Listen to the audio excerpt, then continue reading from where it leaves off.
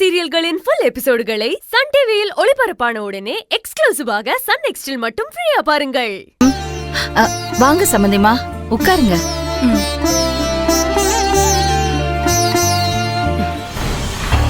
நான் உங்களை பார்க்கலான்னு ஆட்டோல போயிட்டு இருந்தேன்.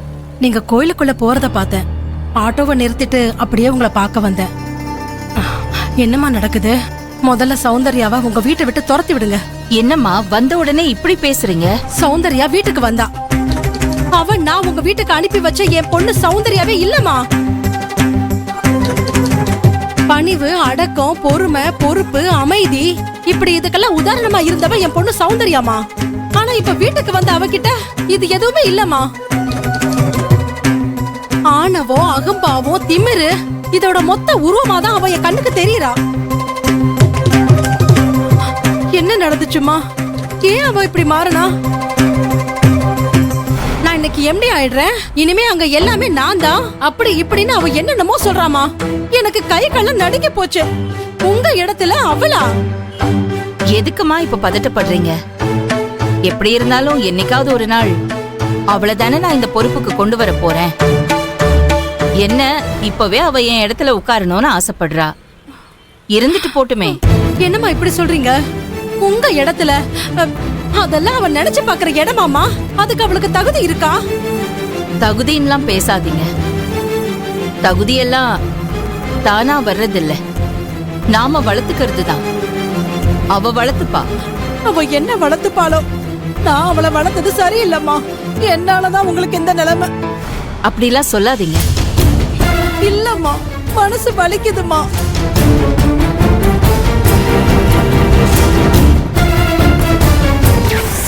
கரெக்ட். ஆமாங்க, பொண்ணு நல்ல குணமா எங்க வீட்டுக்கு ஏத்த மருமகளா இருக்கணும்.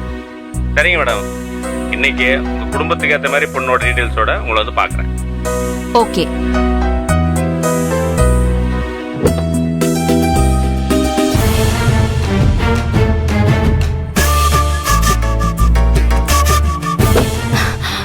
வணக்கம்மா. வணக்கம். என்ன இந்த பக்கம்? உங்களை பார்க்கத்தாமா இங்க வந்தேன். என்ன பார்க்கவா? அப்போ ஆபீஸ்க்குள்ள வந்திருக்கலாமே. உள்ள வந்து பாக்குற தகுதியும் தைரியமும் எனக்கு இல்லம்மா. தகுதி என்னங்க தகுதி? மனுஷனா பிறந்தா எல்லாருக்கும் ஒரே தகுதி தான். பணம் எப்பவும் யாரையும் பெரிய ஆளாக்காது, குணம்தான் முக்கியம். அப்போ என் பொண்ணுக்கு குணம் சரியில்லைன்னு தான் இந்த கல்யாணம் வேண்டான்னு முடிவு பண்ணிட்டீங்களாமா? நான் முடிவு பண்ணலங்க, உங்க பொண்ணுதான் எங்க சம்பந்தம் வேண்டான்னு சொல்றா. விவரம் தெரியாத பொண்ணுமா. எதிரில இருக்கிறது யாருன்னு யோசிக்காம மனசுல படுறத பட்டுன்னு சொல்லிடுவா. உங்க பொண்ணை எனக்கு மட்டும் இல்லைங்க, எங்க வீட்டுல எல்லாருக்குமே பிடிச்சிருக்கு. அவ எங்களுக்கு எவ்வளவு பெரிய நல்லது பண்ணிருக்கான்னு அவளுக்கு புரியல. இன்னைக்கு நாங்க எல்லாரும் சந்தோஷமா நிம்மதியா எங்க பையனோட இருக்கோங்கிறதுக்கு உங்க பொண்ணுதான் காரணம். நான் அவளை புரிஞ்சுக்கிட்ட வரைக்கும் கிட்டத்தட்ட அவ என்ன மாதிரியே யோசிக்கிறா. ஒரு கோடீஸ்வர வீட்டுக்கு மருமகளா வர்றத வேண்டான்னு சொல்றா. பணத்தை பெருசா எடுத்துக்காத அவ எங்க போனாலும் நல்லா இருப்பா. என் பொண்ணை பத்தி இவ்ளோ சொல்றீங்க, ஆனா கல்யாணம் வேண்டான்னு சொல்றீங்கம்மா. வாழ போற அவளுக்கு பிடிக்கலன்னா வற்புறுத்த கூடாது. இனி அத பத்தி பேச வேண்டாமா.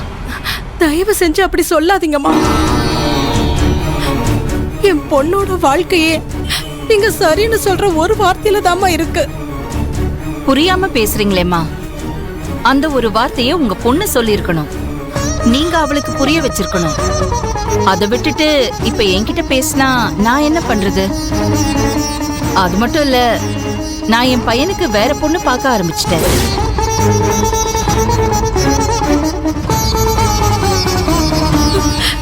ஐயோ, உங்க பையனுக்கு 1000 பொண்ணு கிடைப்பாங்கம்மா. ஆனா என் பொண்ணுக்கு உங்க பையனை தவிர மாப்பிள்ளையே கிடையாதுமா.